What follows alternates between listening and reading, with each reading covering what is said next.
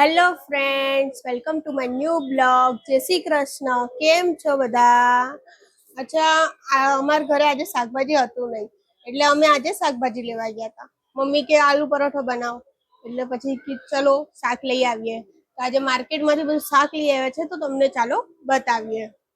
આજે black tea બનાવી, મમ્મીને બહુ માથું ચડતું હતું એટલે. જો કાંદા લઈ આવ્યા, એટલા સરસ. જો ફ્રેન્ડ્સ, કાંદા લઈ આવ્યા. ઓળો બનાવવો હોય એટલે કાંદાની બહુ જરૂર પડે. ફુલાવર, કોબી. અમે મંચુરિયન ઘરે જ બનાવીએ એટલે કોબી લઈ લીધી. શાક ઓછું ખાઈએ છે, મંચુરિયન વધારે હોય છે. આ મારો છોકરો છે ને, એને મંચુરિયન બહુ ભાવે, એટલે અમે છે ને ઘરે જ બહુ બનાવીએ. બહારનું સારું ન આવે એટલે માટે. જો ફ્રેન્ડ્સ, ગાજર. એક અઠવાડિયાનું અમે શાકભાજી સાથે જ લઈ લઈએ, એટલે પછી ચાવવું જ ન પડે. આ જો રીંગણા, બટેટા,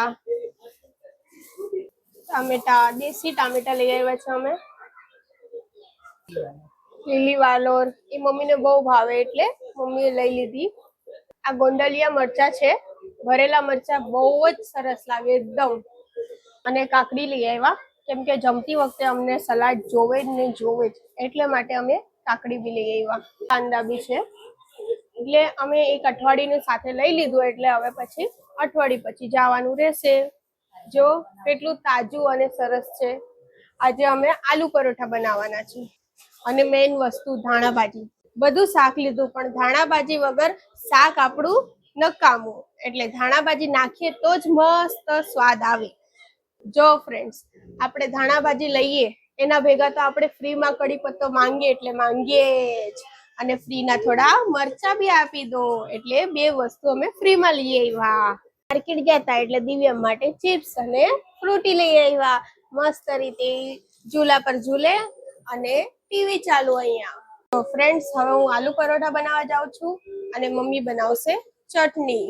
ચટણી વગર આલુ પરોઠા સારા નહીં લાગે, એટલે માટે. તો ફ્રેન્ડ્સ, જો આલુ પરોઠા બની ગયા, અને સાથે ચટણી મસ્ત તીખી, એકદમ સરસ. તો ફ્રેન્ડ્સ, હવે અમે જમવા બેસીએ છીએ. તો ફ્રેન્ડ્સ, અહીંયા બ્લોગ પૂરો થાય છે, અને મળીએ આપણે નેક્સ્ટ બ્લોગમાં. અને અમે ક્યારેક ક્યારેક જ બ્લોગ બનાવીએ છીએ, તો તમે અમારા જોડે જોડાયેલા રહેજો. બાય, ગુડ નાઇટ, જય શ્રી કૃષ્ણ. મળીએ નેક્સ્ટ બ્લોગમાં.